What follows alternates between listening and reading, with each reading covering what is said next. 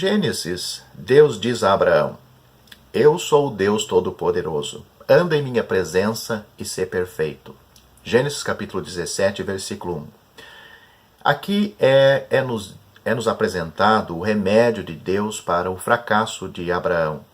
Sendo, pois, Abrão, da idade de 99 anos, apareceu o Senhor a Abraão e disse-lhe: Eu sou o Deus Todo-Poderoso.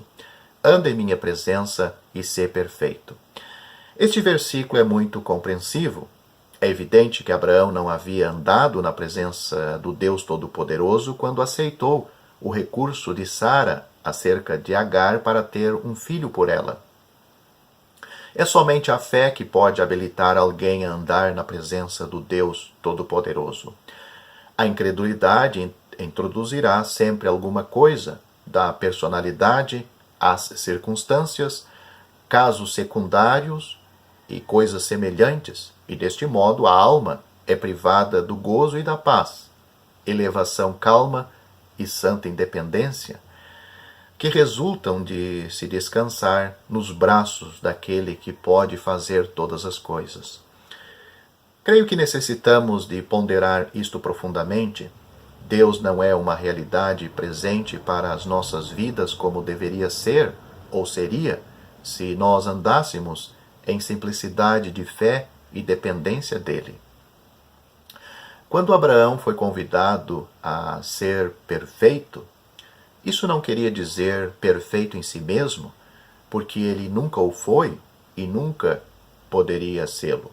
Queria dizer simplesmente que ele deveria ser perfeito quanto ao objetivo posto perante o seu coração, que a sua esperança e expectativa deviam ser inteiramente centralizados no Todo-Poderoso. Examinando o Novo Testamento, vemos que a palavra perfeito é usado pelo menos em 4 sentidos distintos. Por exemplo, em Mateus capítulo 5, versículo 48, lemos: Sede vós, pois, perfeitos, como é perfeito o vosso Pai que está nos céus. Aqui compreendemos pelo contexto que a palavra perfeito diz respeito à nossa conduta. Nos versículos 44 e 45 deste capítulo, lemos: Amai a vossos inimigos, para que sejais filhos do Pai que está nos céus, porque faz que o seu sol se levante sobre maus e bons, e a chuva desça sobre justos e injustos. Por isso, ser perfeito, no sentido do versículo 48, é agir segundo um princípio de graça, para com todos, até mesmo para com os que são injustos e hostis. Um cristão deve fazer valer a lei, ou defendendo e contendendo pelos seus direitos? Se ele fizer assim, não é perfeito como o seu pai, porque o seu pai está agindo em graça, enquanto que ele recorre à justiça. A questão aqui não é de saber se é bom ou mal recorrer à lei. Quanto aos irmãos, em 1 Coríntios capítulo 6 é conclusivo. Leia este capítulo lá. O que digo é que um cristão que assim procede está agindo num caráter que é diretamente oposto a de seu pai, porque certamente ele não vai para o tribunal com o mundo, ele não está agora no tribunal, mas no lugar de misericórdia, no trono de graça, manda as suas bênçãos sobre aqueles que, se fossem para a justiça com eles, deveriam estar no inferno, pelo que é claro que um cristão, quando leva alguém ao tribunal, não é perfeito, como é perfeito seu Pai que está nos céus. No fim do capítulo 18 de Mateus, temos uma parábola que nos ensina que todo aquele que defende os seus direitos é ignorante do verdadeiro caráter e efeito próprio da graça. O servo não era injusto em exigir o que lhe era devido, mas não tinha graça. Era inteiramente diferente do seu mestre. Tinham-lhe sido perdoados 10.000 talentos, e todavia pôde agarrar um dos seus conservos pela garganta por uma importância mesquinha de 100 dinheiros. Qual foi o resultado? foi entregue aos atormentadores, perdeu-se o feliz sentido da graça e foi deixado para ceifar os frutos amargos de ter defendido seus direitos, enquanto que ele mesmo era um objeto de graça. E note-se, além disso, que foi chamado servo malvado, não por ter uma dívida de 10.000 talentos, mas por não ter perdoado os 100 dinheiros do seu conservo. O Senhor teve muita graça para lhe perdoar a sua dívida, mas ele não teve graça para arrumar o assunto com o seu conservo. Esta parábola fala numa voz solene a todos os cristãos que estão prontos a entrar em demanda, pois embora na sua aplicação seja dito, assim vos fará também meu Pai Celestial, se do coração não perdoardes cada um a seu irmão as suas ofensas, contudo o princípio de aplicação geral é que um homem agindo em justiça perderá o sentido da graça. O outro sentido da palavra, ou o segundo sentido da palavra perfeito, está em Hebreus capítulo 9. Lá nós temos o outro sentido. Aqui também o contexto arruma a importância da palavra. E perfeito, é perfeito a respeito da consciência, é um emprego importante do termo. O adorador, sob a lei, nunca poderia ter uma consciência perfeita, pela simples razão que nunca teve um sacrifício perfeito. O sangue de novilho e cordeiro era suficiente para a ocasião, mas não podia servir para sempre, e, portanto, não podia dar uma boa consciência. Agora, porém, até o crente mais fraco no Senhor Jesus tem o privilégio de ter uma consciência perfeita. Por quê? É por ser melhor do que o adorador abaixo da lei? Não. Mas porque tem um melhor sacrifício. Se o sacrifício de Cristo é perfeito para sempre, a consciência do crente é perfeita para sempre. As duas coisas andam necessariamente juntas. Para um cristão, não ter uma consciência perfeita é uma desonra para o sacrifício de Cristo. É o mesmo que dizer que o sacrifício é apenas temporário e não eterno nos seus efeitos. E o que vem a ser isto, senão abaixá-lo ou baixá-lo ao nível do sacrifício sobre a dispensação mosaica. É preciso distinguir entre a perfeição na carne e perfeição quanto à consciência. A pretensão da primeira equivale a exaltar o eu. Recusar a segunda é desonrar a Cristo. O crente mais simples em Cristo deve ter uma consciência perfeita, ao passo que Paulo não podia ter perfeita carne. A carne não apresenta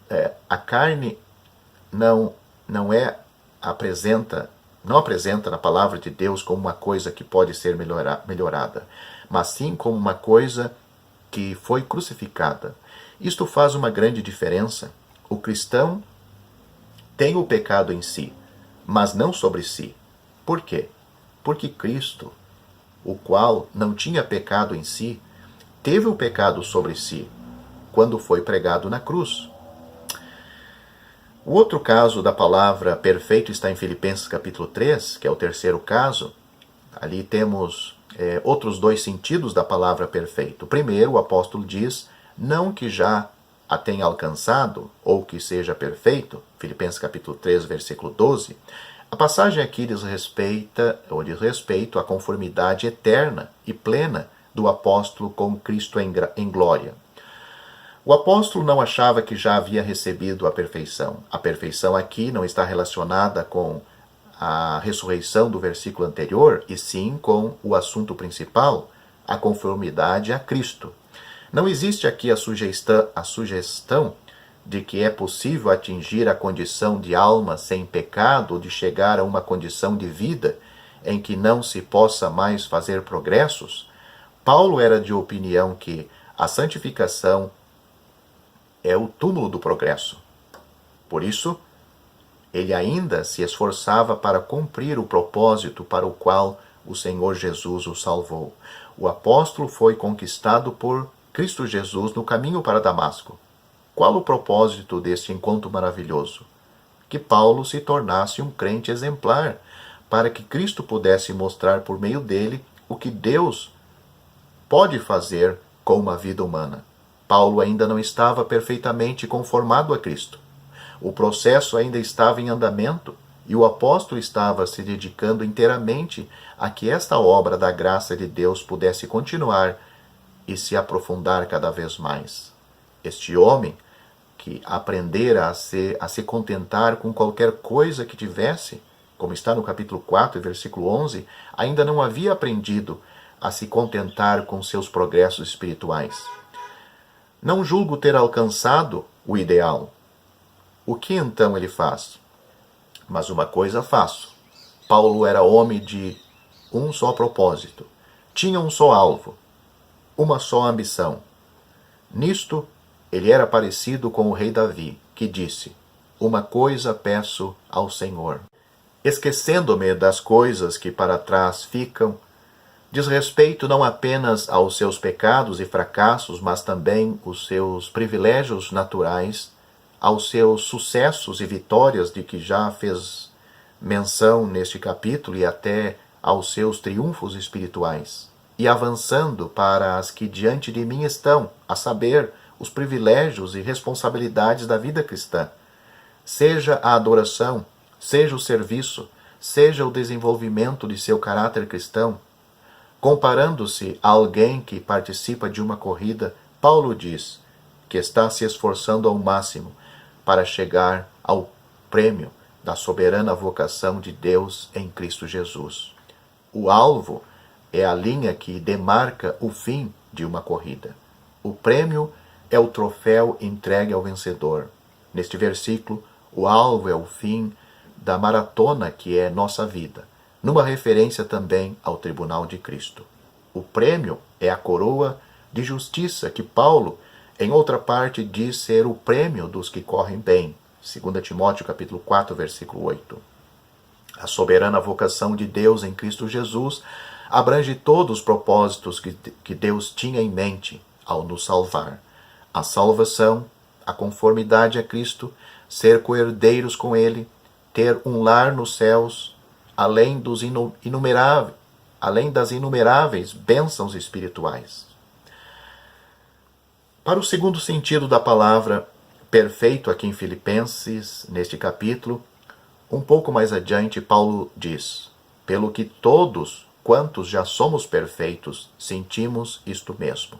Filipenses capítulo 3, versículo 15. Aqui refere-se à nossa possessão de Cristo como objeto das afeições do coração.